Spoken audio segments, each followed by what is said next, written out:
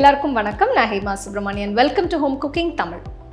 நம்ம வீட்டில் டிஃபின்ஸ், ஸ்நாக்ஸ் இதெல்லாம் செய்யும்போது இதுக்கு சரியான சைட் டிஷ் இருந்தால் இன்னும் நல்லாயிருக்கும். இன்றைக்கி நம்ம 2 டிஃப்ரெண்ட்டான சட்னி ரெசிபி பார்க்க போகிறோம். ஒன்று வந்து தேங்காய் சட்னி, இது எல்லாருக்குமே நிறைய பேருக்கு தெரியும். இன்னொன்று வந்து கொத்தமல்லி புதினா சட்னி.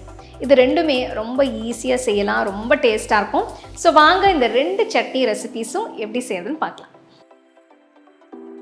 முதல்ல சிம்பிள் தேங்காய் சட்னி செஞ்சு காட்ட போகிறேன். இதுக்கு நான் 1 கப் ஃப்ரெஷ் தேங்காய் துருவல் எடுத்திருக்கேன். இதை மிக்சர் ஜாரில் போடுங்க. இது கூட 1/4 கப் உடைச்ச கடலை, 1/2 டீஸ்பூன் உப்பு, 2 பச்சை மிளகாய் போடுங்க. இதில் கொஞ்சமாக தண்ணி ஊற்றி அரைங்க. நீங்கள் அதிகமாக தண்ணி ஊற்றினா சட்னி ரொம்ப தண்ணியாக போயிடும்.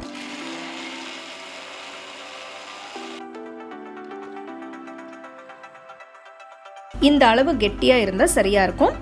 மிக்சர் ஜாரில் இருந்து எடுத்து வச்சிருங்க.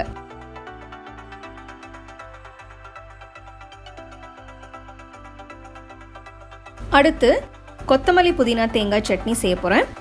இதுக்கு மிக்சர் ஜாரில் 1 கப் ஃப்ரெஷ்ஷாக துருவின தேங்காய், கொஞ்சம் புதினா இலை, கொஞ்சம் கொத்தமல்லி இலை, 2 பச்சை மிளகாய், 1 துண்டு இஞ்சி, கொஞ்சம் கருவேப்பிலை, 2 சின்ன துண்டு புளி, 1/2 டீஸ்பூன் உப்பு போடுங்க.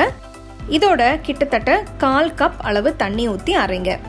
இதுலேயும் தண்ணி அளவாக ஊற்றுங்க, அப்போ தான் கன்சிஸ்டன்சி கரெக்டாக இருக்கும்.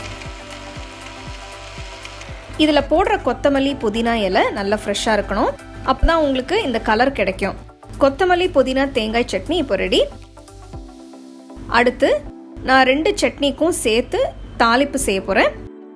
தாளிப்பு கரண்டியில் 1 டேபிள் ஸ்பூன் எண்ணெயை ஊற்றி 1 டீஸ்பூன் உளுத்தம்பருப்பு, 1/2 டீஸ்பூன் கடுகு, 1/2 டீஸ்பூன் சீரகம், 2 காஞ்ச மிளகாய், 1 சிட்டிகை பெருங்காயத்தூள் சேர்க்குறேன். கடுகு வெடிக்க ஆரம்பிச்சதும் அடுப்பை ஆஃப் பண்ணிட்டு கொஞ்சம் கருவேப்பிலை போடுங்க. தாளிச்ச பொருட்களை 2 சட்னி மேலேயும் போடுங்க. 2 விதமான சட்னி இப்போ ரெடி. உங்களுக்கு பிடிச்ச ஸ்நாக்ஸ் டிஃபனோட இதை சர்வ் பண்ணுங்க.